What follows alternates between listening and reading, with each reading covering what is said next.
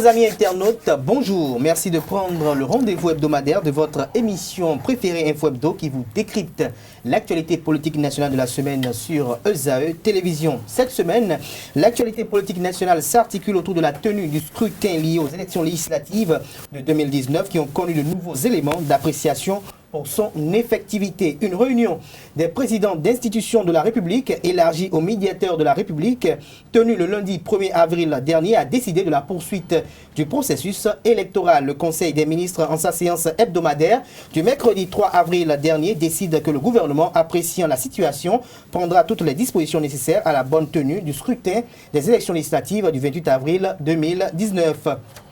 Il invite les populations à faire preuve de discernement afin que les élections se déroulent dans la paix et la sérénité. Entre doute, amertume, regret, consternation et désespoir, la classe politique dans son ensemble est divisée. Dans la foulée, l'opposition manifeste son amertume face à ce qu'elle qualifie d'exclusion des partis politiques de l'opposition. Pour eux, laisser la situation telle favoriserait l'instauration d'une plutocratie dictatoriale chargée d'aristocrates véreux dépourvus de valeurs patriotiques qui ont pour unique boussole morale la satisfaction des desiderata du chef.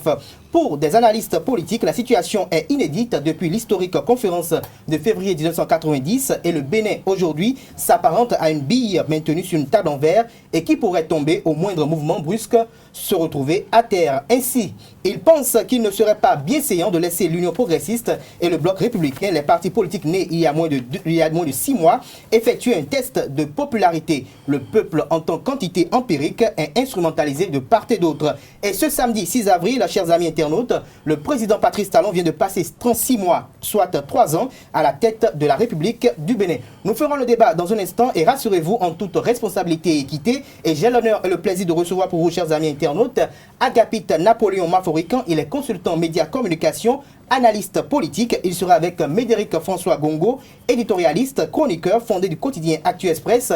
Et le troisième invité de ce jour a pour nom Jules Léandre Kitty, chroniqueur politique, consultant en communication qu'on ne présente plus sur ces plateaux d'Info Hebdo. Sans plus tarder, on les retrouve pour le décryptage. Hello les amis, du 16 au 20 avril 2019, la ville de Grand Popo accueillera pour la deuxième fois consécutive les étudiants de la prestigieuse université ESAE.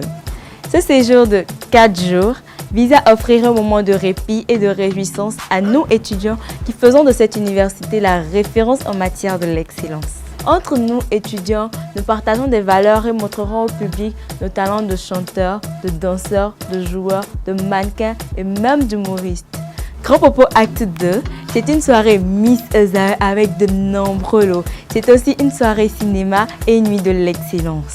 Des divers jeux de divertissement et, cerise sur le gâteau, une journée entière à Lomé sont au programme. Alors, entre ESAE Béchourmende, ESAE Akwakwa et ESAE Parakou, lequel de ces 3 sites verra une de ses étudiantes repartir avec la couronne de Miss ESAE. Chers amis étudiants et étudiantes, Grand Popo Acte 2, c'est notre fête. Rêvons grand et faisons grand. Participons donc maximum.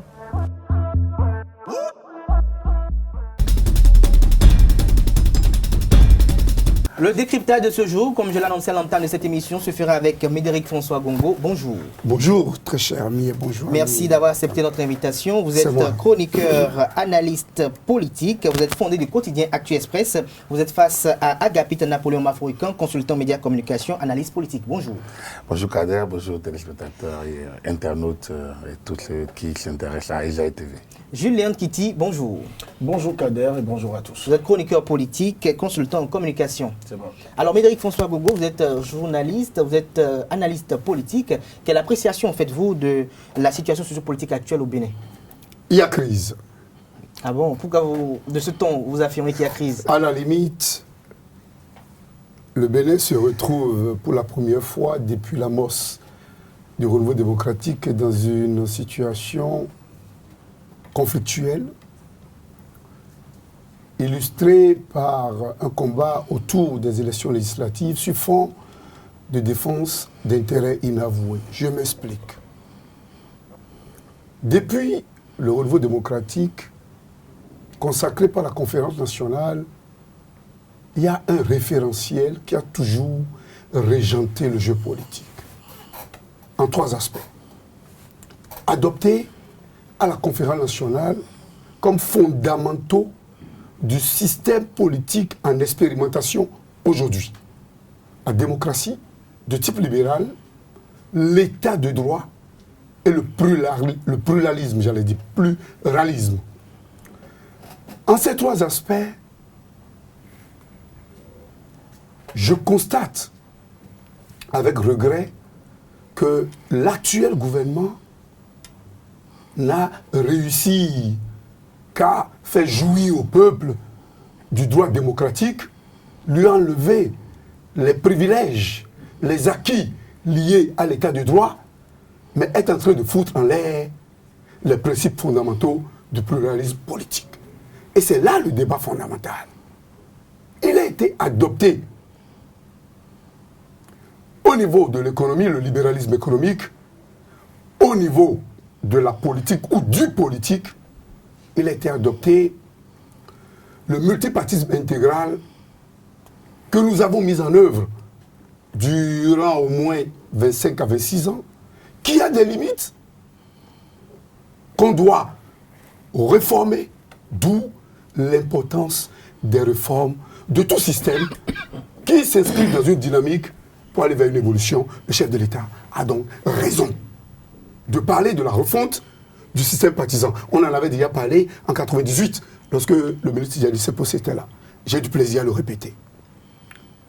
C'est dans cette logique de réforme que on a voulu, et de plein droit, parce qu'on en a les pleins pouvoirs, qu'il y ait une clarification au niveau des partis politiques, des regroupements. Il faut forcément fixer des critères. On a réveillé le code électoral, on a réveillé le système partisan, mais on y a ajouté la mise en conformité qu'on a constitutionnalisée. On y a ajouté le quitus fiscal qui doit être de règle et de mise. À l'évidence, qu'est-ce qu'on constate? Nous sommes à moins de 2 mois des élections. Le Bénin est incapable de rassurer la communauté internationale que depuis 29 ans, il y a eu des acquis à approfondir et il y a des perspectives à renforcer. Merci à vous. Aujourd'hui, le Bénin se retrouve être la risée du monde démocratique libéral.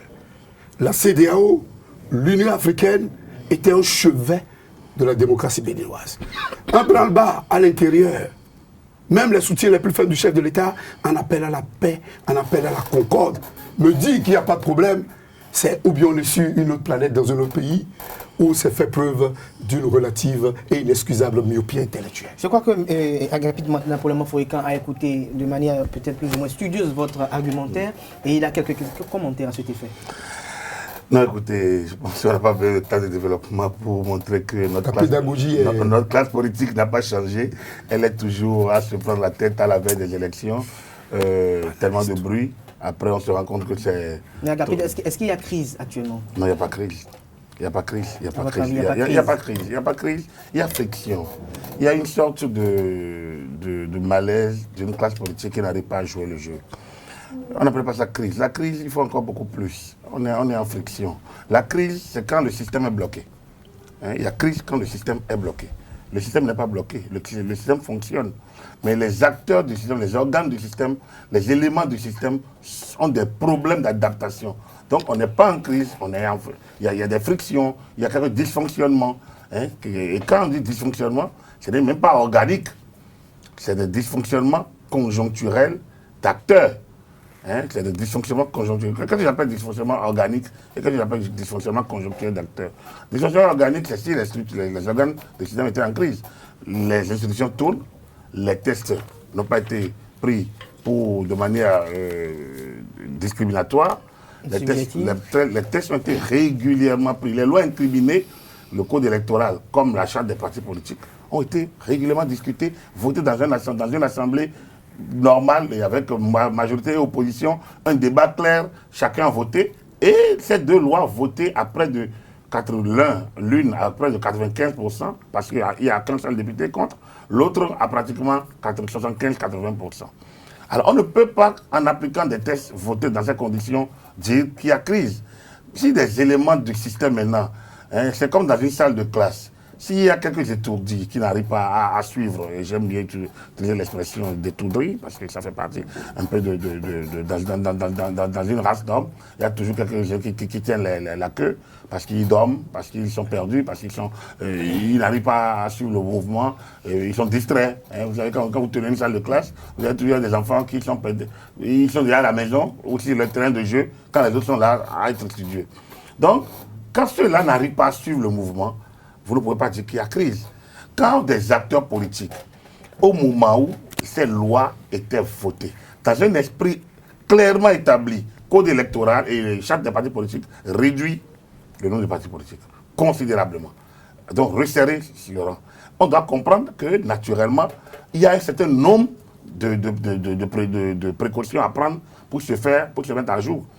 Ensuite, on doit savoir que nous avons des élections à venir et régler en même temps la question de quelle liste, quel type de parti va aux élections. Si eux ne le font pas et la loi est votée, promulguée 6 mois avant les élections, il va sans dire que la loi va être appliquée pour les élections, pour l'achat des partis, comme pour le code électoral. Dès lors, les appliquer ne posent aucun problème. Maintenant qu'il y a des problèmes d'application, c'est-à-dire, Bédéric a parlé de cette affaire de certificat de conformité. Oui, moi, c'est un faux. Non, j'en parle pas. Ça, c'est des éléments constitutifs clairs quand l'association ne veut pas payer ses impôts, il n'est pas digne d'être appelé responsable. Donc là, il y a moi. Moi, citoyen encore, on dit que l'impôt est portable et non quérable. Moi, citoyen, lambda, je peux encore me faufiler, mais je serai rattrapé. Puis de toute façon, il y a des actes pour lesquels on va te dire, il faut, les entreprises qui veulent postuler à des marchés, on leur dit, quitter fiscal. Et être à jour. Quand vous voulez parler à l'aide de l'État à la presse, les entreprises de presse, on leur dit il faut être à jour vis-à-vis du fisc et de la CNSS. Donc, quand vous vous faufilez, il y a des critères. Alors, des partis politiques, des députés qui veulent siéger à l'Assemblée nationale, qui ne veulent pas payer des impôts, mais c'est quand même dramatique. C'est quand même par rapport à ce cas je continue de dire que c'est peut-être l'appellation, mais on ne va pas quand même passer le temps à perdre du temps sur l'appellation. Vous ne pouvez pas déposer votre dossier à la Sénat si vous n'êtes pas un parti politique reconnu. Vous ne pouvez pas être un parti politique reconnu si le ministère de l'Intérieur ne vous délivre tout au moins une lettre pour dire « Monsieur X, président du temps, je vous donne acte de votre parti ». C'est ça qu'on appelle certificat de conformité, qu'on appelle document, qu'on appelle feuillet, qu'on appelle quittance. Il s'agit d'un document administratif qui vous permet de dire je suis un parti politique légalement constitué en conformité avec la charte des partis politiques pour l'en compétir et en mesure de compétir. Voilà en fait. Donc on s'accroche à ces éléments. Enfin, le troisième élément que je veux soulever pour dire qu'il n'y a pas de crise, c'est que le chef de l'État a quand même réuni les divers acteurs, eu égard aux difficultés à rencontrer ça et là, à rassembler les acteurs en leur disant allez vous entendre, je suis prêt à tout. Allez vous l'entendre simplement. C'est ça. Le problème n'étant pas de droit, le problème étant politique, il faut que les acteurs politiques s'entendent pour qu'on le traduise en droit. Pour qu'on traduise l'entente en droit en termes de dérogation aux lois. Avant de finir, j'ai bien envie de vous poser une question. Est-ce qu'à votre avis, le problème était un problème politique ou un problème administratif? Non, ce n'est pas un problème. Il n'y a pas de problème administratif. Il n'y a pas de problème administratif. Je vous ai dit, il n'y a aucun problème. Les textes, quand il y a tout nouveau texte, il y a toujours un problème d'adaptation au texte. Pour moi, tout à l'heure, quand on dit, on a beau, moi je veux faire le débat avec n'importe qui, certificat administratif. Et certificat de conformité, ça vaut lettre de reconnaissance. Ça vaut tout ce que vous voulez. C'est un document qui permet de dire ce parti est en harmonie avec la charte des partis et peut être considéré comme parti à jour pouvant aller qualifier pour aller aux élections. Je vais revenir dans un instant par rapport à cet aspect. Mais avant, Julian Kitty, vous avez suivi tout à l'heure Médéric François Bongo qui estime qu'il y a crise. Agapine Napoléon, pour sa part, défend qu'il n'y a pas crise. Vous, quelle est votre opinion? On va laisser finir quand même la troisième partie en 30 secondes. 30 secondes, ok. Oui, 30 secondes. Oui? Donc quand le chef d'État réunit les acteurs pour qu'ils traduisent, c'est ça que je disais, pour qu'ils traduisent la volonté politique en droit, sous forme de tests dérogatoires. Je pense que c'est là que la classe politique, notamment l'opposition, a montré toute sa carence et son incapacité, tout au moins, à s'adapter au minimum possible. Alors, si les tests sont difficiles, est-ce que s'entendre, est-ce que faire profil bas et aller vers l'autre en disant, vraiment maintenant, voyons comment on peut faire clairement. Est-ce que faire ça est aussi difficile? Mais ne pas faire ça, c'est faire preuve tellement d'une carence, totalement d'une légèreté politique, d'une absence de vue et donc d'une carence intellectuelle. Pour moi, je pense que carence politique, carence intellectuelle, absence de vision, tout ça là, C'est ça qui s'est traduit par Sénat d'émission, dissolution de l'Assemblée nationale, dissolution rejet du médiateur, président de l'Assemblée nationale. Quand vous avez entendu tout ça, vous vous demandez, mais est-ce qu'ils savent que c'est eux qui sont demandeurs en la matière? Les autres ayant été qualifiés, ils doivent comprendre que c'était eux les demandeurs et aller. Mais quand ils vont jusqu'à travailler dans un comité paritaire et signer les documents, et après ne pas reconnaître leur signature, et garder une posture des personnes qui étaient en prison de force, je dis, mais ils auraient dû apprendre les b.a.-ba de la négociation. Ils sont restés totalement en dehors de ce minimum. Non, moi je pense qu'on ne va pas jouer sur le mot crise. Moi, c'est selon... Il y a mal donne. Oui, c'est selon... Non, je ne souhaite pas que vous m'en prêtiez. Parce que chercher à tourner autour de ce mot crise me poserait déjà le problème de vouloir m'accommoder du sens que d'autres lui donnent. Si moi j'estime que le mot crise me convient, je l'utilise. J'estime que lorsque dans le déroulement d'un processus électoral et adapté à un pays qu'on appelle le Bénin, qui a une tradition de bon déroulement de processus électoral, de gestion très élégante des moments de tension, si le chef de l'État en vient à réunir sous 24 heures, après donc délibération de la Sénat, la classe politique pour dire « je ne suis pas heureux de la manière dont les choses évoluent, j'ai le sentiment que le mercure est à un niveau très élevé, je ne voudrais pas que ce soit sous moi que les élections ne puissent pas se dérouler, ne puissent pas être une messe comme ça se faisait avant. Entendez-vous, je suis prêt à tous les sacrifices et aucun n'en serait de trop. » Je dis, il y a crise. Maintenant, la question se trouve au niveau du degré où chacun met la crise ou du degré où chacun invente, ou le degré que chacun invente à la crise. Moi, j'estime que, pour une première fois, les acteurs politiques, la classe politique a eu du mal à interpréter les tests qu'ils se sont donnés eux-mêmes. Parce que l'Assemblée nationale est la représentation du peuple. Et il n'est jamais arrivé que la Sénat se trouve dans la triste obligation de devoir donner une interprétation au test. Les décisions des institutions chargées donc de réguler le système ont commencé par être contestées. Les recours allaient dans tous les sens. On a observé que, même si la loi était en train d'être appliquée, que ceux qui se sentaient lésés se comptaient en plus grand nombre parmi les opposants, ou du moins ceux qui ne parlent pas le même langage que le régime, parce que le débat de opposition de façon légale se fera après. Et des partis politiques qui sont de la majorité présidentielle, mais qui ne font pas partie des deux blocs que le chef de l'État ouvertement, et c'est à son honneur, a dit « je veux créer », et qui ont été créés.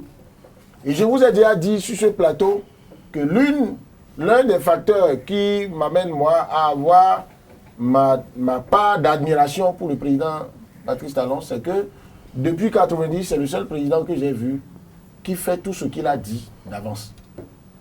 Que vous soyez d'accord avec lui ou pas, ou quand il veut quelque chose, que ça pose problème ou pas, il dit « moi j'ai voulu ça, j'ai soutenu ça ». Maintenant, au niveau de l'administration du ministère de l'Intérieur, parce que pour moi les problèmes sont partis de là. Agapit a dit tout à l'heure qu'il n'y avait pas de problème administratif. Oh que non, il y en a eu. Maintenant, la question que je me pose aujourd'hui, 6 avril, est-ce que le problème est encore à cette étape? Moi, depuis quelques jours, j'ai dit, ne m'amenez plus le débat de certificat de conformité, ne m'amenez plus le débat de quitus fiscal, parce que si le chef de l'État a été amené à inviter les gens pour discuter, demander au président de l'Assemblée nationale de faire une médiation pour rechercher le consensus à valeur constitutionnelle qui pourrait se mettre presque au-dessus des lois pour que nous recherchions un tunnel dérogatoire par lequel nous tous nous allons passer, ça veut dire que le ministre de l'Intérieur, excusez-moi, je le respecte bien, mais il est qui ici les solutions que les gens amènent au chef de l'État, où il dit, vous pouvez aller jusqu'à l'amendement de la loi fondamentale, je suis preneur si c'est par là, il faut passer.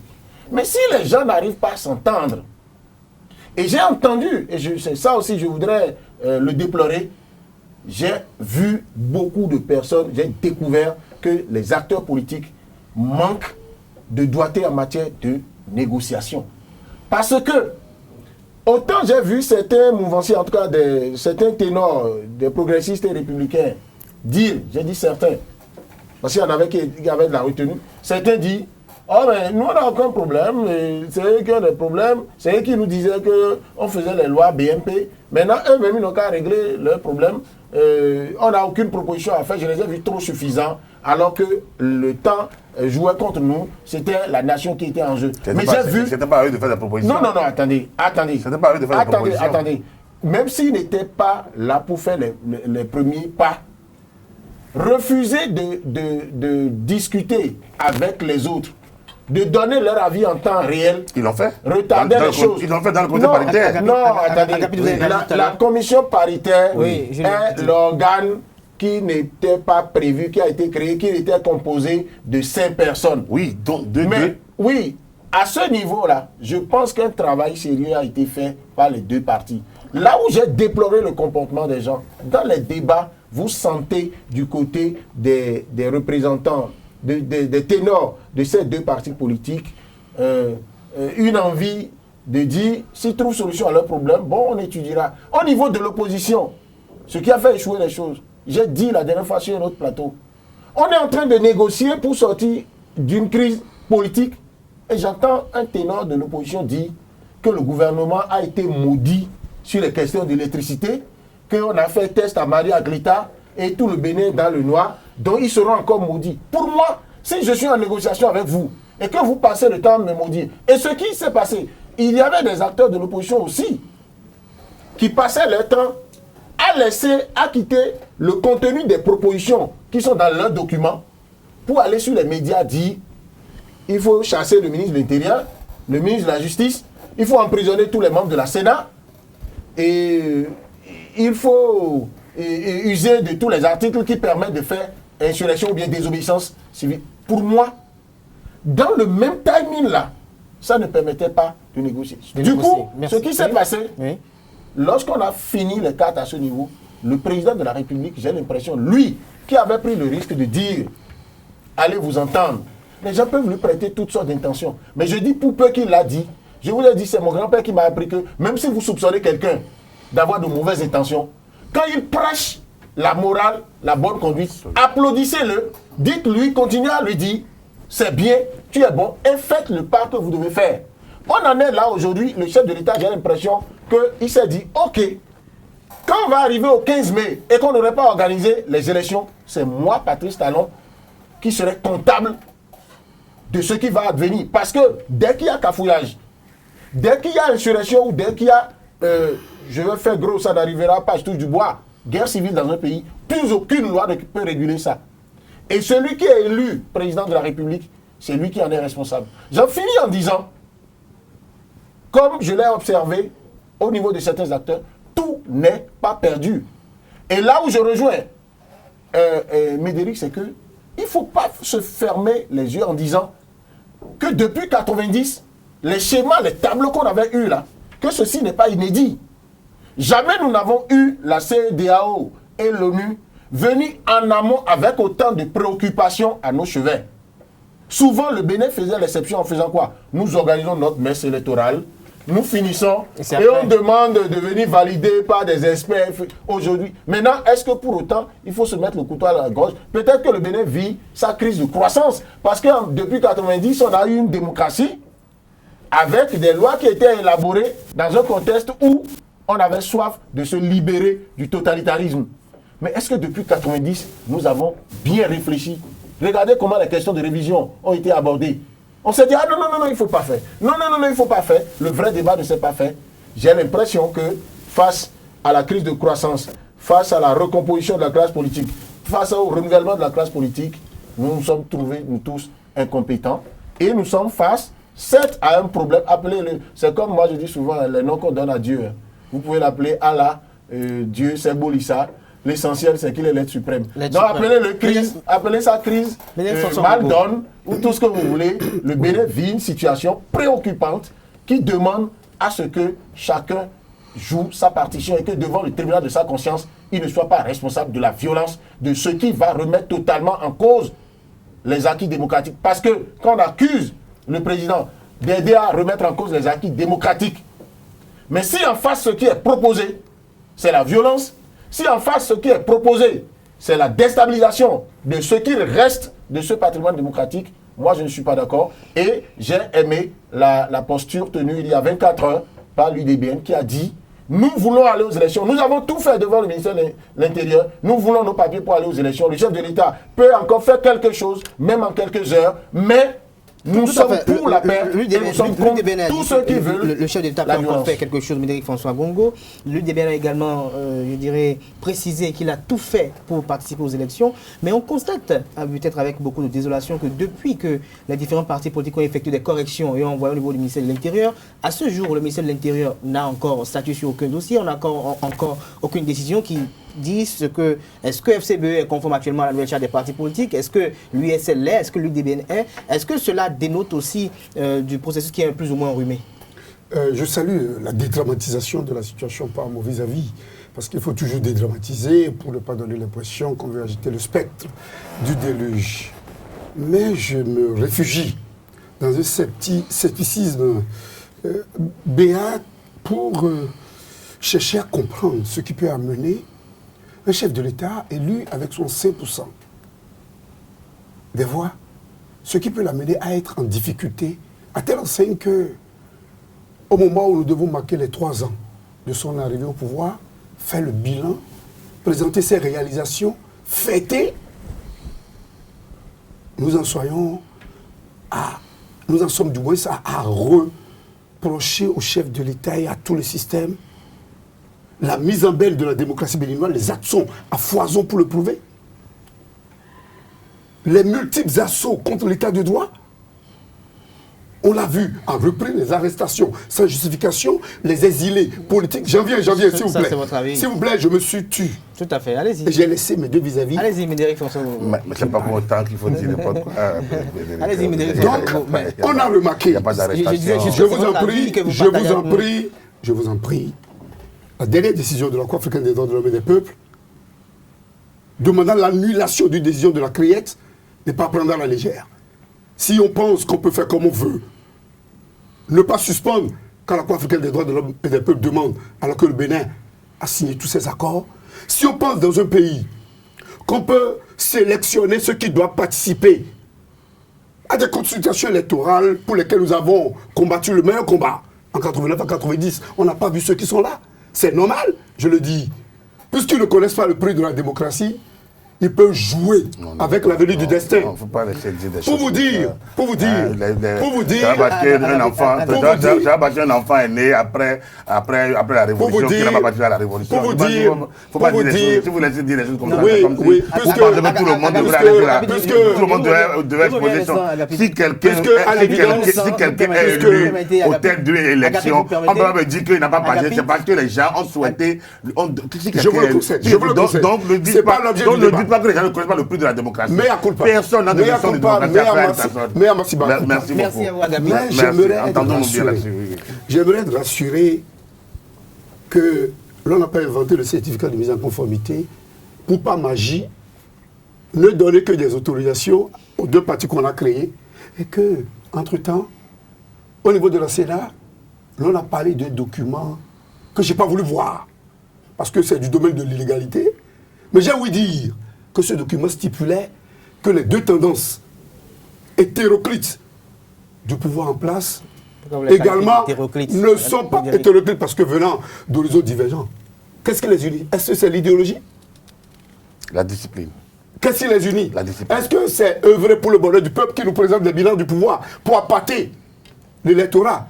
Qu'est-ce qui les unit? La discipline. Si ce n'est pas parce que certains veulent préserver les intérêts égoïstes et sordides, si ce n'est pas parce que certains sont tenus par les nombrils parce qu'ils sont trempés dans des affaires, si ce n'est pas parce que certains ne sont que des régimistes et veulent servir un clan au pouvoir, c'est un choix que je respecte.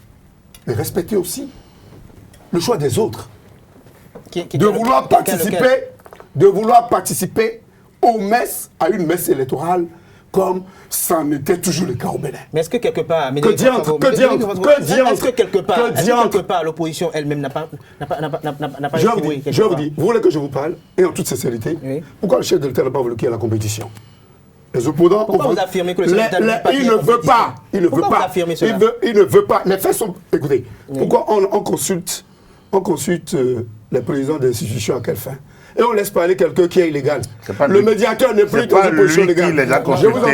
C'est sur demande des Ce n'est pas lui qui les a consultés. C'est sur demande. C'est protocolaire. Oui, et on a suivi la déclaration. Oui, mais restons dans les protocoles. Je vous apprends que l'opposition a formulé des demandes. Parce qu'il faut qu'on ait les informations contradictoires. Qui a été invité le 27 février Non, pas du tout avec le chef de l'État. Là n'est pas mon débat. Parce que le cinéma auquel nous avons assisté, les échanges entre le premier vice-président du Parlement et le chef de l'État n'ont pas notre démocratie et ne me rassure pas de ce que le chef de l'État joue le rôle de véritable père de la nation. Ça m'engage moi-même. Ce que je disais, et qui est très simple, c'est que le chef de l'État, l'opposition, a vendu la peau de l'ours avant de l'avoir tué. On dit souvent... C'est pas que vous le tuez, vous ne devez pas le montrer, votre bâton. C'est la vraie version, la vraie vérité, telle que véhiculée au sein des populations, que je vous relate. Et puisque l'on a dit au chef de l'État que lorsqu'on aura la majorité parlementaire, on lui fera ceci, on lui fera cela, on a entendu le président Soglo, le dealer de meeting, il ne va pas finir le mandat. Et que l'autre a dit, on va mettre en cause tous ces biens, le pouvoir a pris peur. Et n'ayant rien à mettre au compteur lugubre des réalisations, le pouvoir joue au dilatoire. Mais pour nous mener, je suis éditorialiste. Mais vous êtes le même à avoir dit sur ce plateau qu'il y a eu des réalisations. Pourquoi aujourd'hui vous estimez qu'il n'y a rien à mettre au compteur? Écoutez, ce que je vous dis, oui. Vous ne verrez aucun système rester, même impopulaire, sans avoir essayé quelque chose. On ne peut jamais dire... Donc rien n'a essayé. Écoutez, j'ai dit, le gouvernement a essayé. Et a essayé beaucoup de choses. Vous dites qu'il n'y a rien à mettre au compteur. Je ne suis pas mandaté pour le défendre. Nous avons les nombreux communicants. Il ne s'agit pas de défendre, il s'agit d'être honnête. Non, on peut défendre. On peut être commis pour défendre le système. C'est son option de ne pas jouer ce rôle. S'il y a des... C'est mon option. Il y en a qui acceptent. Il faut être honnête. Mais à l'évidence, laissez-moi aller dans le raisonnement. Allez-y. À l'évidence, je constate qu'ils ont échoué. Parce que s'ils n'ont pas échoué, le chef de l'État aurait pu réussir avec la propagande à réviser la Constitution les 2 fois. Il aurait pu réviser, il aurait pu réussir sur plusieurs chantiers. Il a réussi sur des chantiers qu'on n'a pas travaillé à faire connaître au peuple. Parce qu'on n'a pas la capacité de magnifier les plus petites choses pour pouvoir simplifier ce qu'on pense être plus grand et évoluer. Aujourd'hui, on constate quoi? Laissez-moi aller au bout de ma logique. Mais moi, je souhaite qu'on ramène ça au processus électoral. C'est-à-dire que... Quelles sont les causes? S'il prend 15 minutes pour Quelles sont les causes de la situation? S'il prend 15 minutes pour élargir... Quelles sont les causes de la situation actuelle? Quelles sont les causes de la situation actuelle? Quelles sont les manifestations tentant de situer les responsabilités pour aller vers les perspectives de sortie de crise? Et j'y vais. Vous y allez, hein. Pour de vrai, j'espère. Les acteurs politiques, mûs par des intérêts divergents, l'autre l'a dit, on ne peut pas réinventer mon vis-à-vis. L'acteur politique béninois est ce qu'il est. C'est retrouvé dans un monde, s'est retrouvé être pris en otage par quelqu'un qui a rejeté toujours le système politique. Le chef de l'État, il connaît. Oui, mais je parle des causes. Allez, laissez-moi aller. Pourquoi la classe politique ne réussit pas à le régenter? Vous aurez à le dire. Pour moi, le chef de l'État,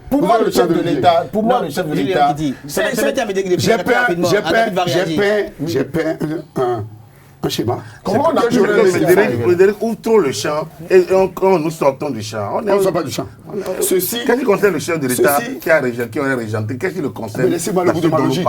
Je ne suis qu'au début. Non, mais c'est... Je ne suis qu'au début. Je ne suis qu'au début de 4 ans.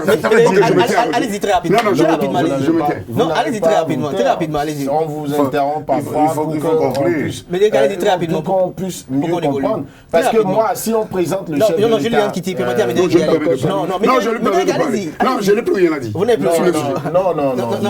Sur le sujet, vous devez... Non, écoutez, je pense qu'il faut qu'on avance. Agapit, il faut qu'on avance. J'ai écouté Agapit. 2-3 choses, oui. Nous allons évoluer. J'ai une question pour vous. Oui. Pourquoi est-ce que vous trouvez normal, est-ce que vous trouvez, je dirais, bien saillant que depuis, avec l'urgence de l'heure, les partis politiques ont effectué des corrections et l'ont déposé au ministère de l'Intérieur et jusqu'à ce moment précis, bien que peut-être il n'y aura peut-être pas d'espoir pour certains partis politiques de pouvoir compétir pour les législatives, le ministère de l'Intérieur n'est pas encore pu délivrer de récépissé. Vous me sortez du champ électoral. Moi, je m'occupe pas de... Non, Vous me sortez du champ électoral.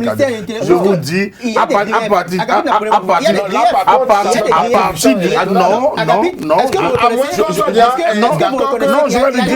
je vais lui dire. Est-ce que vous êtes d'accord avec moi qu'il y a des griefs contre le ministère de l'Intérieur, qu'on estime qu'il est instrumentalisé? Est-ce que nous parlons de... Attendez, je vais vous dire ceci. Oui, allez-y.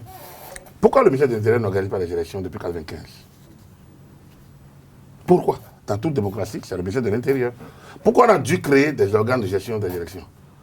Parce qu'on estime que le ministère de l'Intérieur dépend d'un gouvernement et qu'un gouvernement qui est habitué à concourir, que ce soit pas le chef de l'État candidat. Mais maintenant, on a donné un pouvoir. Non, laissez-moi avancer, je réponds à sa question.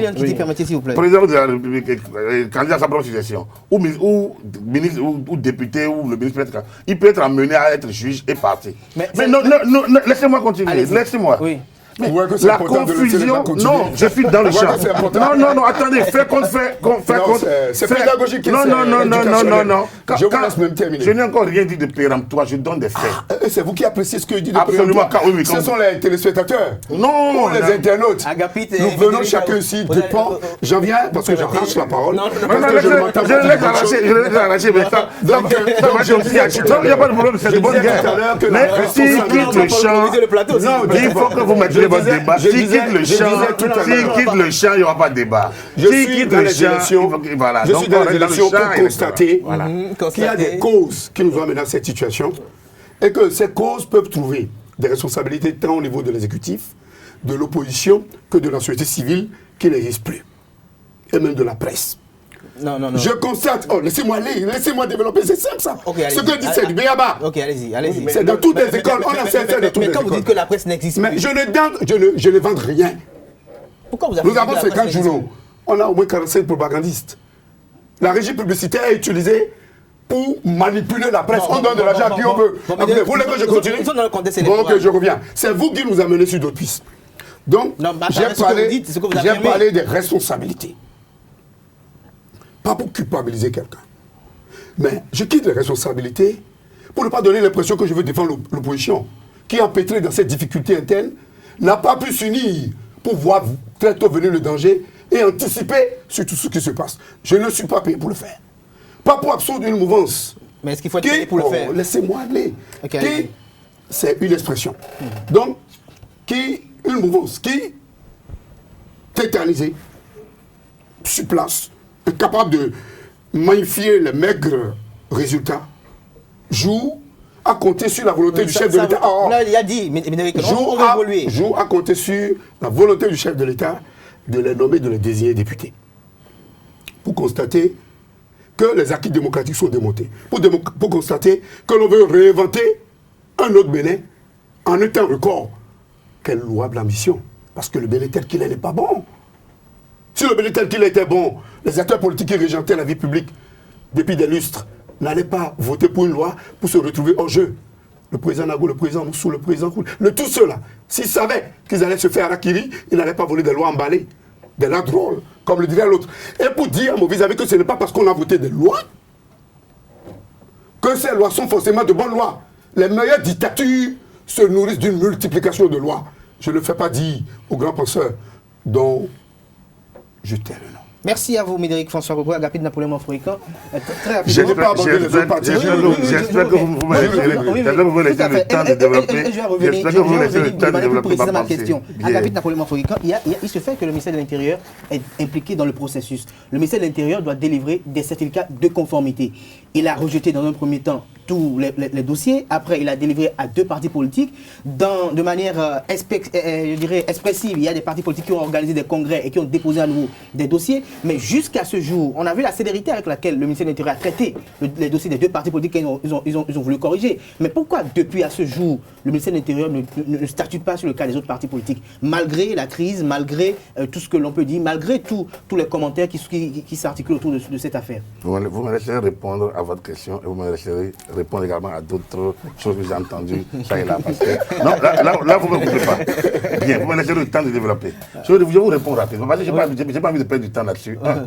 Vous n'avez pas de célérité, je ne sais pas, je ne suis pas un ministre de l'Intérieur. Je sais que le ministre de l'Intérieur a fait une première sortie en parlant des griefs contre les 10 partis qui avaient déposé. Ensuite, je sais que le ministère de l'Intérieur a notifié à chaque parti les griefs qui étaient contre lui le 20 ou le 21 février. En tout cas, des partis ont été notifiés, on leur a notifié et il s'est retrouvé qu'il n'y avait que 3 ou 4 partis, je ne sais pas, 5, qui étaient qualifiés, qui avaient des dossiers acceptables au niveau du ministère de l'Intérieur. Là, donc c'était ça qui a eu la première séance avec le chef de l'État, où le président demandait à l'opposition, en tout cas, puis qui s'est retrouvé pratiquement, parce que dans les partis qui ont été retenus avec quand même, au-delà des 2 blocs, il n'était plus je pense, 4 ou 5 partis, qui étaient en mesure, donc, voilà, donc, le chef d'État a dit, moi je peux répondre de mon administration, c'était le 25 février, si je ne me trompe, je peux répondre de mon administration, je leur dirai de travailler, le ministère de l'Intérieur, la direction des impôts par rapport au quitus, donc, allez-y.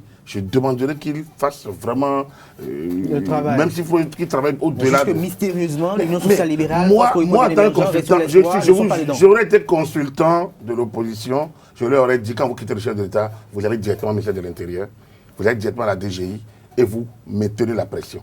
On est sur un terrain politique. Vous quittez là, vous allez faire conférence de presse. Et vous demandez des démissions. Vous demandez que la population sorte. Vous demandez la marche. Ça ne se joue pas à la rue, je l'ai déjà dit plusieurs fois, ni à la rue, ni aux réseaux sociaux. Ça se joue à la limite à la ruse. Moi, je vous dis, la politique, c'est la ruse. Et en démocratie libérale, c'est la ruse. Moi, je n'ai pas peur des mots. Je ne suis pas parlementaire. Je ne suis pas conseiller chef de l'État. Je n'ai aucune fonction officielle. Je le dis, la démocratie libérale, c'est le marchandage au quotidien. C'est le mercantilisme, c'est la ruse. On a beau, quittons les postures, c'est exactement ça. Si quelqu'un ajoute la rage, c'est son problème. C'est de bonne guerre. Donc, moi, je n'ai aucun peur. Je n'ai pas peur de ce mot-là. Alors, si l'opposition quitte le chef de l'État, il va aller faire une conférence de presse, il va aller marcher, danser, chanter, c'est son problème. Si vous chantez, il faut danser. Mais autant de moissons, ne pleurez pas l'autre. Donc pour moi, l'opposition allait faire son truc. Du coup, pourquoi vous parlez de célérité quand il n'y a plus de questions? Le ministère de l'Intérieur ne délivre pas des autorisations aux partis à jour pour aller au législatif 2019. C'est un processus continu. Donc, c'est un processus continu. À ce moment-là, pour moi, depuis le 26 février, je ne m'occupe plus de ce qui se passe au ministère de l'Intérieur. Parce que le délai pour déposer la liste au niveau de la Sénat est terminé. Après, s'il y avait eu des propositions de loi dérogatoires, on aurait pu regarder, parce qu'on doit demander au ministère de l'Intérieur, faites preuve de telle aptitude. Il y aurait eu des injonctions. Comme je vous l'ai dit, politique traduite par la loi. Et donc, du coup, le ministère aurait eu des injonctions et ce serait comporté différemment. Ce n'est même pas le ministère, c'est le gouvernement. Parce que la loi s'adresse de manière impersonnelle à des structures, à des institutions, à des organes. Donc, à ce moment-là, moi, je ne m'occupe pas depuis le 26 février de ce qui se passe au ministère de l'Intérieur. Ça ne m'intéresse pas. C'est ce qui se passe, c'est le consensus qu'on a demandé. Je l'ai entendu parler de CEDEAO. C'est des missions de routine. C'est des missions de routine. Le protocole additionnel de 2001 au protocole sur la paix et la sécurité. Parce que le protocole additionnel sur la gouvernance et la démocratie est un protocole additionnel à un autre protocole sur la paix et la sécurité dans l'espace CEDEAO. Le protocole de 2001 qui dit quoi? Lors de ces périodes, il y a des missions d'information. Dans tous les pays où il y a élection, il y a fait une mission d'information à Dakar, après il a fait supervision. Il a fait. On sait Dakar contient les élections se sont déroulées. On sait ce que Yaïbouni a dit à la classe politique sénégalaise. Quand il y a une contestation là-bas, quand il y a un certain nombre de réactions. La CEDEAO est dans tous les pays. Nous en avons reçu. En 2011, on en a reçu. On a reçu l'Union africaine. Jean Ping lui-même est venu ici en 2011. Et pourtant. Donc, qu'il y ait des missions d'information, il n'y a aucun problème. Par contre, quand il y a eu la mission d'information de la CEDEAO, et ils ont vu le mouvement de l'opposition, parce que tant qu'il y a crise politique, friction politique, mouvement politique, mouvement d'humeur, ça intéresse, tant que ça peut menacer la paix, ça intéresse la CEDEAO, ça intéresse les organes. Donc, la CEDEAO s'est dit, il y a une situation. Ils ont informé, ils ont demandé aux Nations Unies. Les Nations Unies ont envoyé le représentant spécial pour venir voir qu'est-ce qui se passe au Bénin. J'ai entendu... Il y a eu d'abord l'envoyé de Boari, le président... Non, là c'est tout la CEDEAO. Là, le président d'exercice de la CEDEAO a voulu comprendre également, effectivement, qu'est-ce qui se passe. Puis il y a du bruit. Quand il y a du bruit, c'est normal qu'on dise, qu'est-ce qui se passe au Bénin? On prend l'information. Là, Ibn Chambas est venu pour le secrétaire général des Nations Unies. Il a pris les informations et puis ils sont partis. Il ne leur arrivera jamais de dire que le processus est vicié. Parce que le processus est en conformité avec les formats. Laissez-moi dire ça. Parce que le processus est en conformité avec les formats internationaux. Absolument, je mets n'importe quel expert de qui que ce soit au défi. Le processus est en conformité avec tous les formats internationaux. Cela dit, je vous ai dit que le protocole de la CEDEAO, le protocole central, c'est le protocole sur la paix et la sécurité dans l'espace. Il faut qu'on sépare les choses. Au niveau du protocole additionnel sur la démocratie et la bonne gouvernance, on est en harmonie totale. Par rapport au protocole sur la paix et la sécurité, il faut créer des conditions pour la paix. Et créer des conditions pour la paix veut dire, c'est l'une des raisons, on peut comprendre ça par l'acte du chef de l'État, d'ouvrir à nouveau le débat politique en disant, allez vous entendre, pour que, dès que je suis prêt à n'importe quoi, tant que vous vous êtes entendu. Alors, quand vous dites ça, et pratiquement un mois après, vous n'avez pas eu de réponse, allez vous bloquer le processus parce qu'il faut avoir la paix. Est-ce que la recherche de la paix veut dire aller dans une situation d'impasse où les institutions n'existent plus légalement alors que la voie légale est toujours là? Quand il n'y a pas d'entente politique, il y a tout au moins les tests. Il y a tout au moins les tests. Absolument. Donc, à partir de là, je pense qu'il faudrait qu'on maintienne, qu'on comprenne que c'est comme ça que ça fonctionne. J'ai une question pour vous très rapidement. Très rapidement. Est-ce que vous, Agapit Nakoloma Foika, vous avez fait vos preuves dans la presse béninoise, vous avez une expérience quand même dans le parcours est quand même très emblématique, mais est-ce que vous, quand vous revenez à vous-même, est-ce que vous trouvez bien séant, est-ce que vous trouvez normal qu'il puisse avoir une élection législative au Bénin et que les deux partis politiques qui seront en compétition sont deux partis politiques nés il y a moins de 6 mois et qui sont des partis politiques soutenant tous deux les actions du chef de l'État.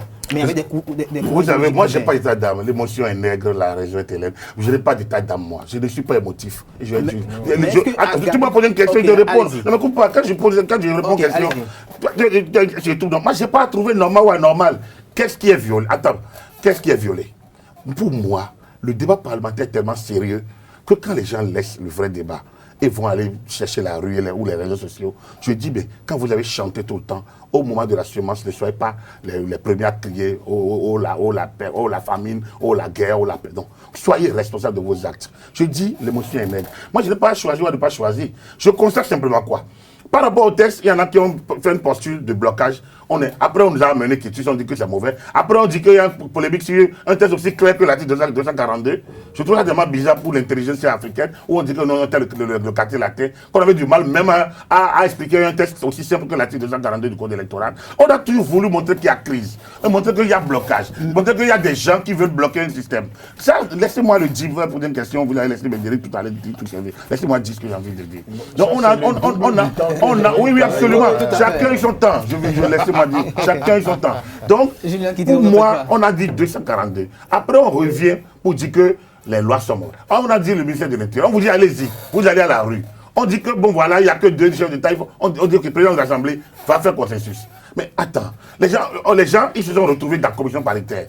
Le président de l'Assemblée nationale dit, moi, je suis président de l'Assemblée, je ne fais pas de proposition. Le PRD n'en a pas fait. La majorité dit, mais nous, on n'a trouvé aucun problème. C'est les autres qui disent qu'il y a un problème. Ils n'ont qu'à faire leur proposition, on va aviser. Ils sont allés à la comité paritaire. Ils ont travaillé.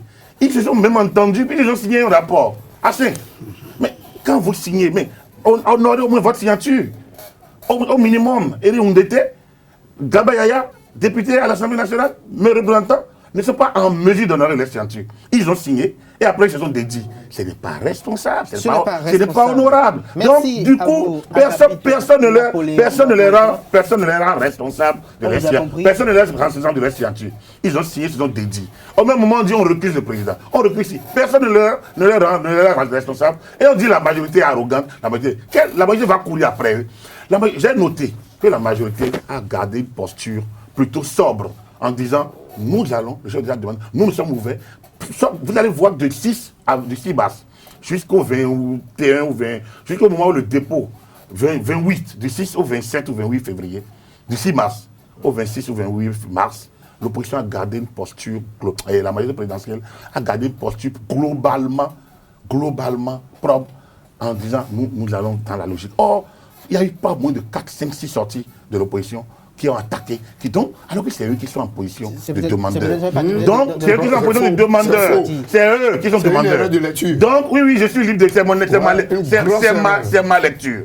Donc, à partir du moment où vous sortez 3 propositions de loi dérogatoires au niveau du comité paritaire, et c'est vous-même demandeur qui rejetez ça, qu'est-ce que vous voulez que la majorité fasse? Qu'il aille s'agenouiller? Je pense que le jour où on va analyser le comportement de chaque acteur dans cette affaire, on se rendra compte que quoi?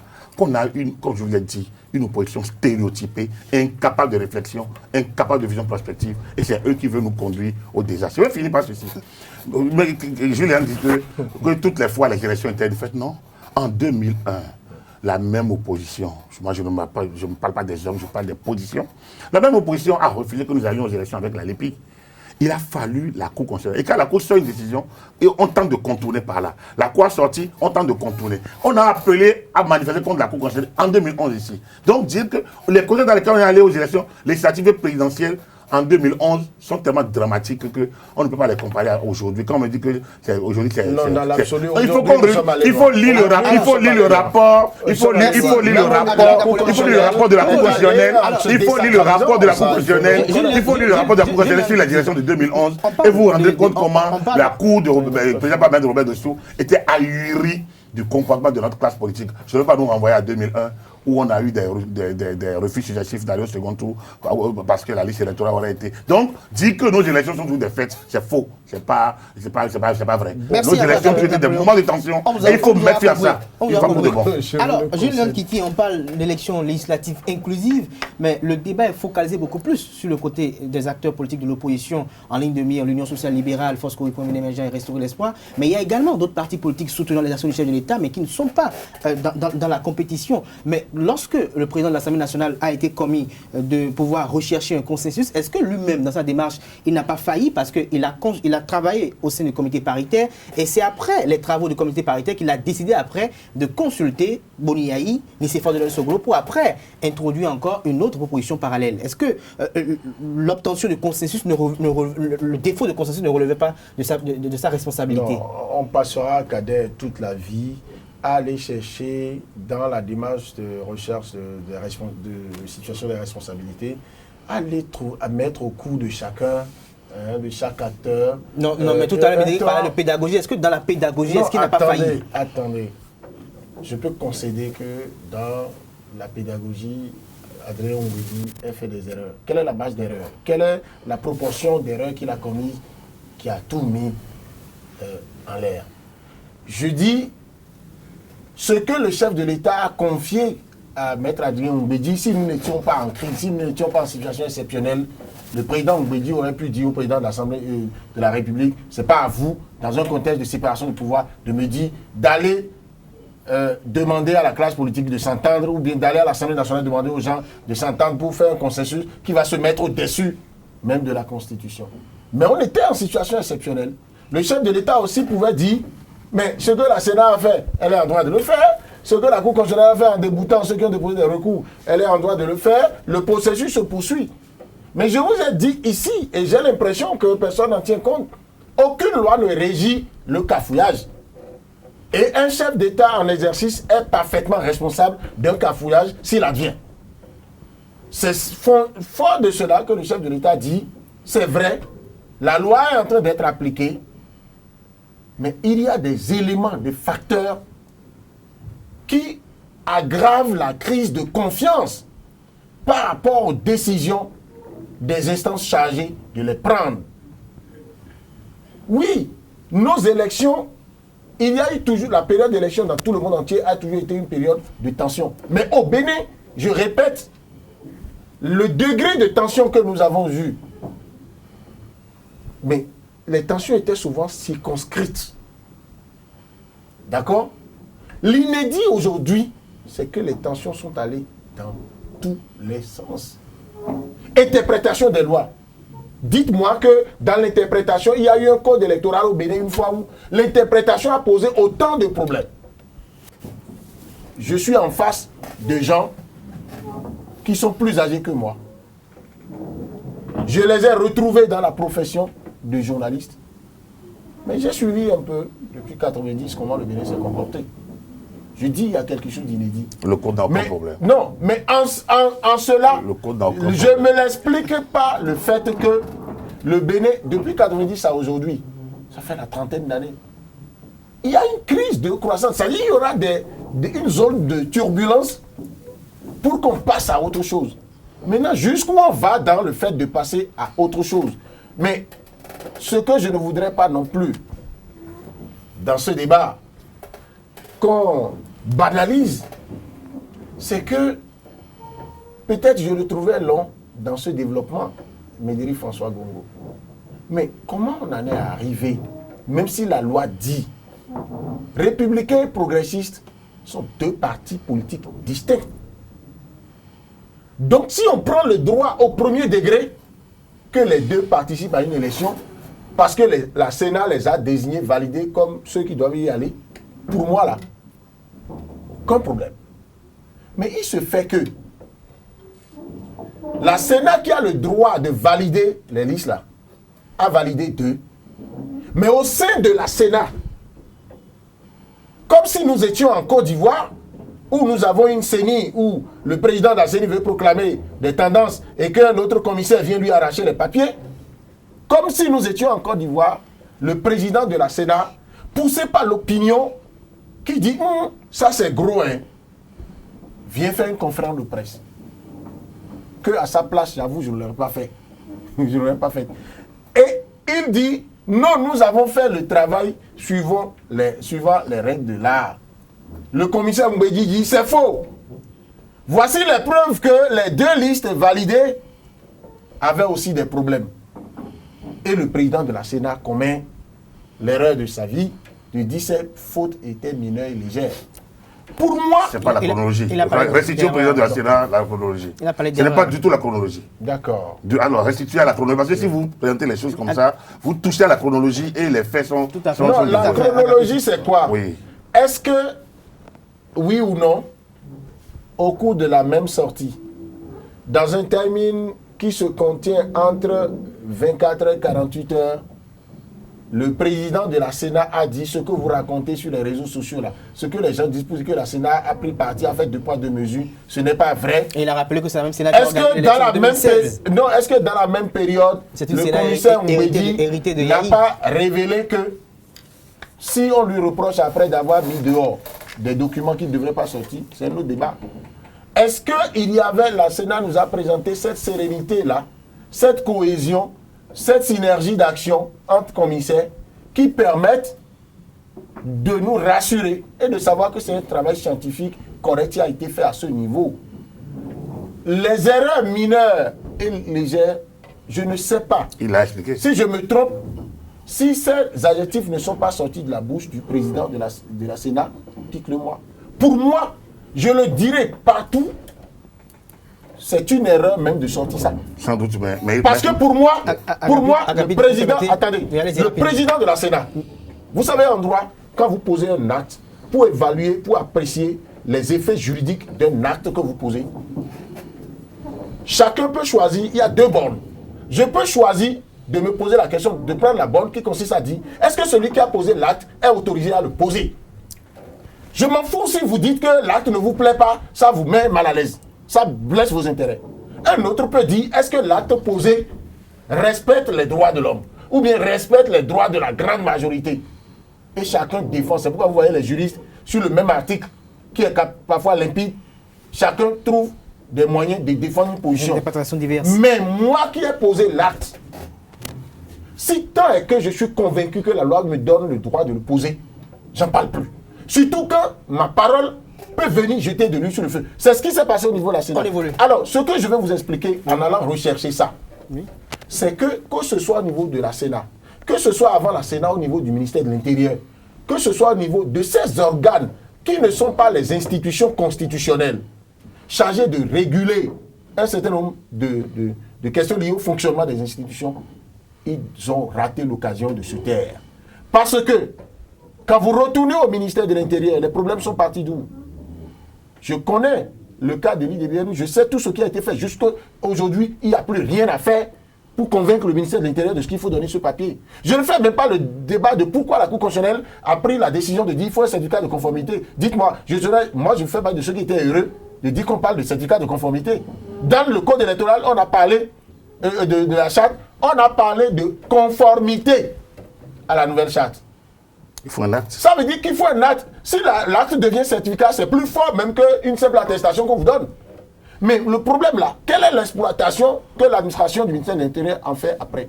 Le ministre de l'Intérieur, dans sa première sortie, qui a suscité polémique, le ministre a dit une phrase qui, sans que je ne sache ce que ça allait produire, je me suis attrapé la tête. Le ministre a dit, si on doit respecter les tests, aucun parti ne sera en règle avant la date de l'élection. Aucun. Si je me trompe, je ferai amende honorable. Ça me fait modestement face à des aînés à moi, bientôt une vingtaine d'années. J'ai eu le bonheur de ne pas me retrouver devant un procureur pour diffamation. Je demanderai pardon au président et au ministre de l'Intérieur s'il ne l'a pas dit. Alors, par quelle alchimie? Après, deux partis sont en conformité. Peut-être qu'il y a eu des choses, les gens se sont mis en règle. Ce ne sont pas les responsables de ces partis-là qui ont fait la déclaration. S'ils se mettent en règle, on doit pouvoir leur donner le certificat de conformité. Alors, donc, il y a eu des susceptibilités qui ne sont pas la loi. Donc, la tension, ce qui fait monter la tension à quelqu'un, ce n'est pas en fait la loi. Ce sont nos émotions. C'est le sentiment de dire, il est en train de me brimer. Et maintenant, dans le management des affaires d'État, il est reconnu qu'il faut tenir compte également des frustrations que les gens sont en train d'accumuler. Parce que celui qui se lève... On ne gouverne pas sur la... Non, attendez. On en tient compte. C'était fait. On en tient compte. D'où les traditions de l'État. D'où les traditions de l'État. Permettez-moi, s'il vous plaît. Oui.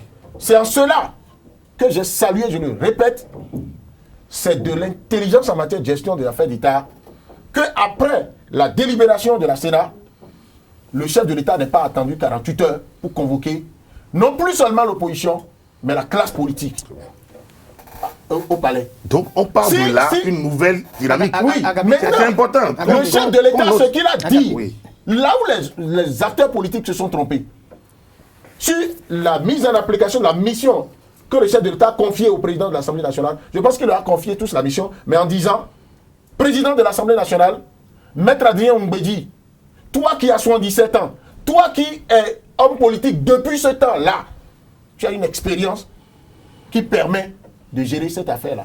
C'est pour dire, pour que la Cour constitutionnelle ne me reproche pas de violer les lois, de lui enlever ses prérogatives, faites tout. Allez rechercher ce qui ne relève pas forcément du droit.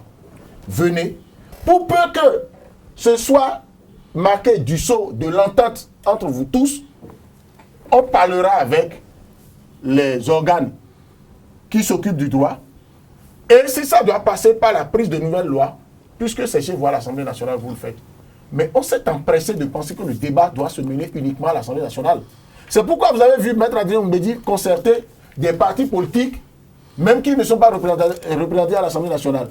Mais dans la conduite de l'affaire, et c'est pourquoi je trouvais pertinent votre question, mais je ne voudrais pas m'acharner contre Maître Adrien Mbedi ici, parce que cette étape est dépassée. C'est que il devrait savoir que c'était de l'huile sur le feu, il faut faire attention, ou du lait sur le feu. La commission paritaire que lui-même a créée n'était pas constitutionnelle, ou ce n'est pas dans les organes de l'Assemblée. C'est pour dire, il faut que dès le départ, les deux partis soient représentés pour que quelqu'un ne dise pas. On n'a plus tenu compte de la majorité parlementaire pour dire, eux ils sont nombreux, il faut plus de gens. Pourquoi le président de l'Assemblée nationale a dit, mon parti ne fait pas de proposition? Parce que moi-même, je suis président de cette commission paritaire-là. Mais quand c'est la commission paritaire qui a retenu quelque chose, le président de l'Assemblée nationale, selon moi, quand il va consulter maintenant, il fait une large concertation avec la classe politique. Il faut qu'il revienne voir ceux avec qui il s'est entendu sur quelque chose pour dire, ah, quand je suis allé dans la large concertation, là, voilà ce que les gens ont dit. Il recevait les gens jusqu'à son domicile. Ça peut se faire en quelques Tout heures. à fait. Merci Mais tout ça n'a pas été fait Julien Kitty, pour qu'il y ait plus de sérénité. Maintenant, on en est arrivé à donner raison au chef de l'État ou à lui faciliter la prise de ses responsabilités qui est quoi? Quand je vous dis allez vous entendre, moi je ne veux pas accuser le chef de l'État pour dire il a tendu un piège aux gens. Hein. Non, non. Qu'il soit de mauvaise foi ou de bonne foi, ce n'est pas mon problème. Il a posé un acte de bonne foi, je prends l'acte. La classe politique doit reconnaître aujourd'hui qu'elle a échoué dans la capacité et qu'il faut qu'on fasse, si ça doit continuer comme ça, que les acteurs politiques viennent faire publiquement des déclarations pour dire enlever du discours politique au Bénin cette affaire de consensus à valeur constitutionnelle. Merci. Si on l'a proclamé en 90 et que les gens sont incapables... On l'a jamais proclamé. C'est la Cour qui l'a sorti en 2006. On va permettre à Médéric de réagir. Il faut s'ils sont incapables d'appliquer ça, d'accord? Il faut qu'ils me le disent. Maintenant, je vous en prie. Permettez à Médéric de réagir. Je veux 30 secondes. 30 secondes. Médéric, vous lui accorder cela? Il faut que vous me le concédiez. Ok, allez-y. Ce que moi je souhaite aujourd'hui, je vais vous le dire, parce que je ne sais pas si vous m'en donnerez l'occasion avant de quitter ici, c'est que quiconque, comme je l'ai dit la fois dernière, à la dernière séance à l'Assemblée nationale, celui qui va se lever et avoir une posture qui ne permet pas d'aller au consensus, je commence par le mettre sur la liste de ceux qui ne veulent pas du bien pour ce pays. Quiconque, à partir de maintenant, tient un langage, alors que c'est dans la paix, alors que c'est dans le bon fonctionnement des institutions, avec leur haut et le bas, que nous pouvons faire le débat, le choc des idées, pour obtenir même du chef de l'État que plus de 2 partis aillent aux élections législatives prochaines. Quiconque demande à ce que la solution soit la violence, que la solution soit la déstabilisation de ce qui reste du dispositif institutionnel que nous avons, en tout cas, moi je ne vais pas le suivre et je le combattrai. Maintenant, le chef de l'État, vous lui avez donné l'occasion de dire, ok, vous ne vous entendez pas, le temps joue contre nous, je prends mes responsabilités. Et vous avez vu comment il a été intelligent. Les gens s'attendaient à ce que le chef de l'État fasse une déclaration hors circuit officiel. Il s'est tué et c'est le Conseil des ministres qui en a parlé. Pour moi, ne donnons pas trop d'occasion au président Patrice Talon de faire usage de cette intelligence qu'on lui connaît pour finalement l'accuser de jouer contre nous. Et je réponds à mon frère Médéric, dont je trouve les ressentis légitimes pour dire, nous n'allons pas continuer à dire que c'est la personne du chef de l'État. Parce qu'il est un. Il a beau être président de la République. Le président Patrice Talon, il est une personne que lui seul nous a tous phagocytés.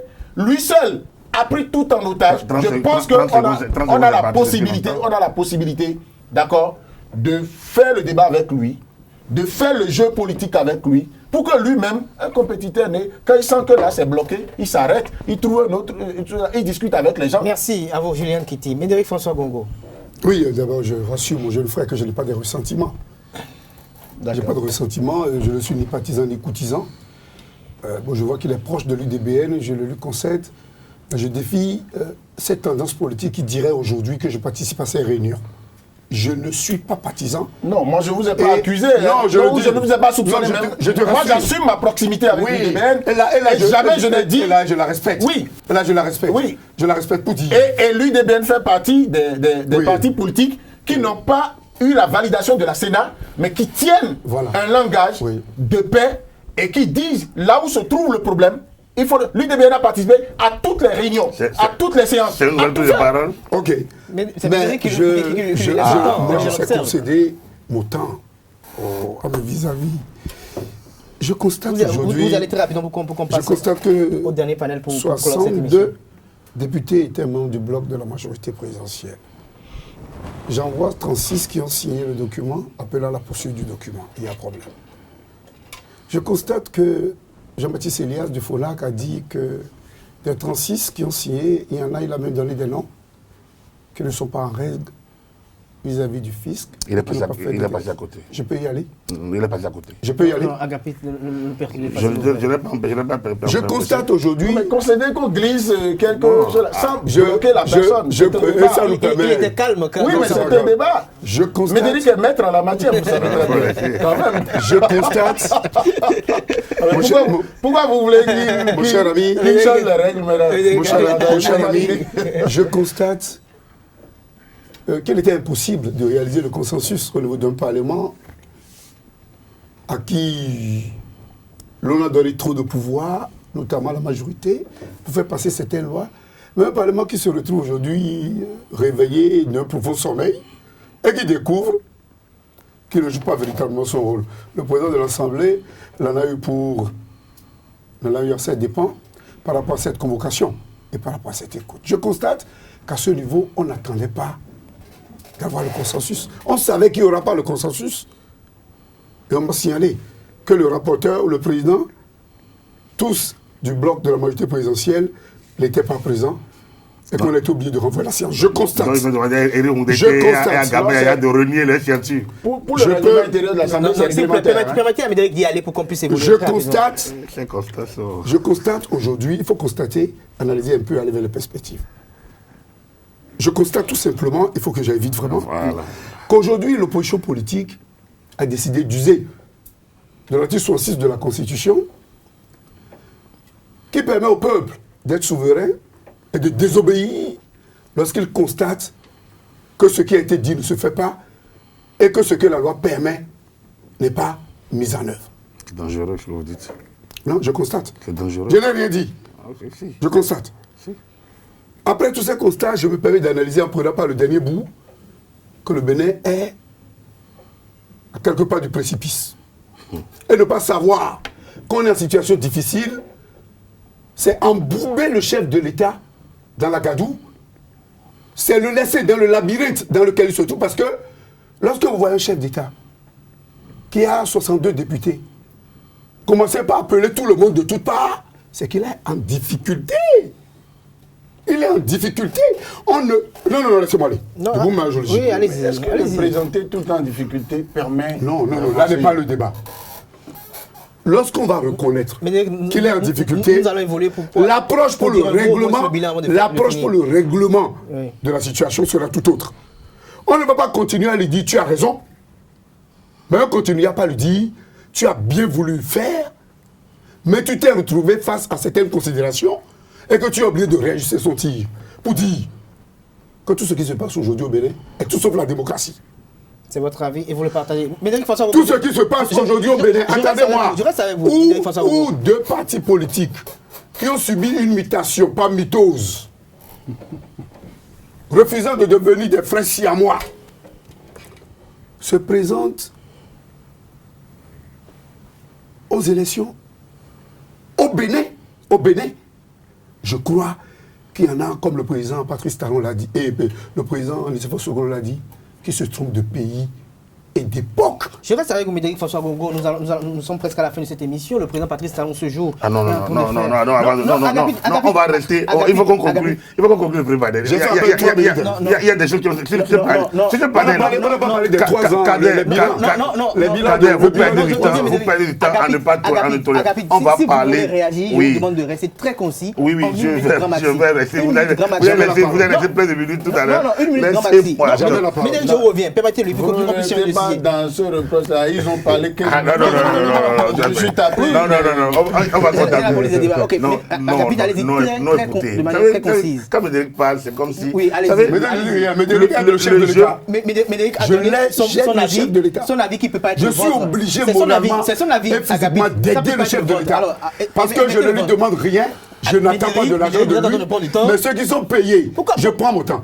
Ceux qui sont payés pourquoi vous parlez de payer? pour l'aider, les gens sont payés pour l'aider. Mais s'ils le font, c'est normal. de bonne guerre. Mais ils le poussent dans le labyrinthe. Sont aussi payés. Et pourquoi tu parles des gens qui sont plus intelligents?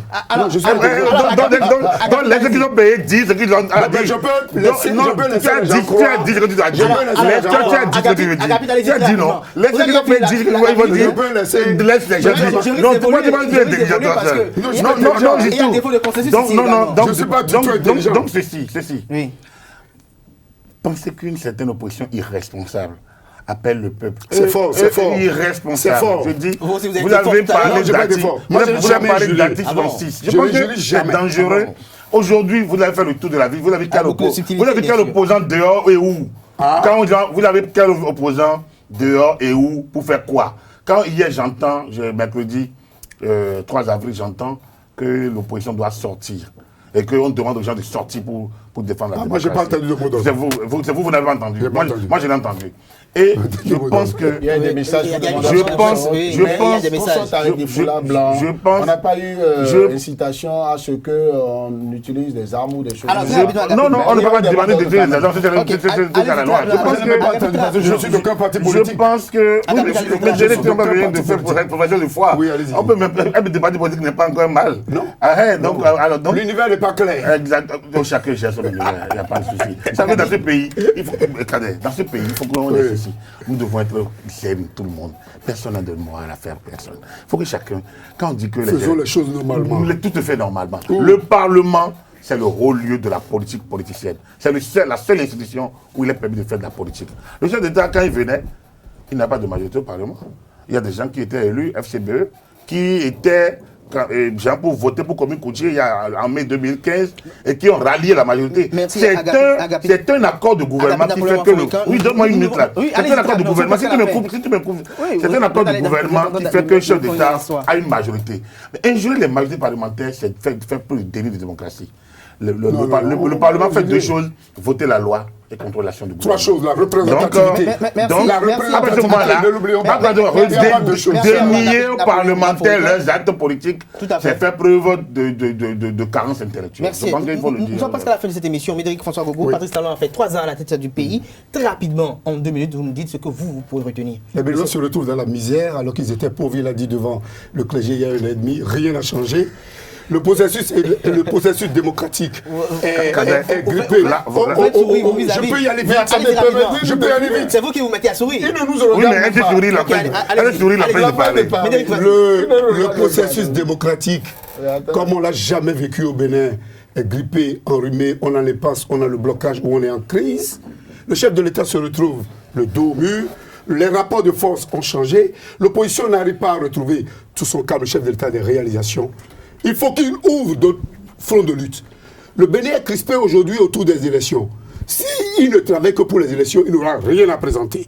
Je lui proposerai de convoquer une rencontre avec les opérateurs économiques pour avoir leurs problèmes. Je lui proposerai de renouer le dialogue par rapport aux perspectives avec le monde du travail. Je lui proposerai d'œuvrer pour la méritocratie. Parce qu'on a des ambassadeurs qui passent tout le temps à dormir et à passer dans les bars dans les pays où les gens les trouvent et n'arrivent pas à savoir de quoi ils sont véritablement capables. Je lui proposerai enfin de savoir que moi, son petit frère, à jamais, à grand jamais, tu es là. À grand et à grand jamais, au bilan du mandat, je serai là pour lui dire j'ai tout le temps fait pour que ça marche, Foufou.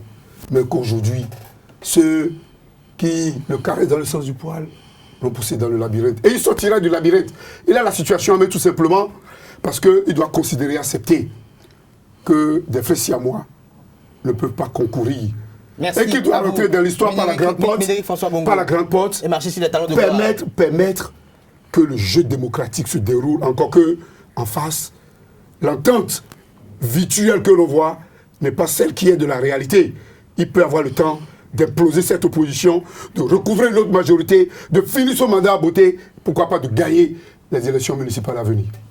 Agapit Napoléon Mafoïkan, 36 mois pour Patrice Talon, que retenir très rapidement, 2 minutes, de manière concise comme l'a fait Médéric tout à l'heure. Si vous me laissez le temps de... Très rapidement, en 2 minutes. Moi, je ne veux pas parler de ceux qui avaient donné gagnant le président Talon, je l'avoue, et je suis honnêtement, franchement et très agréablement surpris par les 36 mois. Je pense que c'est un président courageux, qui a eu le temps sans doute de capitaliser les erreurs des autres, les échecs des autres. C'est quelqu'un qui n'était pas très loin des arènes politiques, même s'il n'était pas politicien. Donc du coup, il connaît les goulots. Et lui, il est venu en même temps avec la solution. Je me suis préparé et je suis prêt. Ça a été l'une de ces phrases choc à l'investiture, c'est que je suis prêt. Donc je suis prêt. Ce n'est pas quand vous êtes prêt, moi je suis prêt.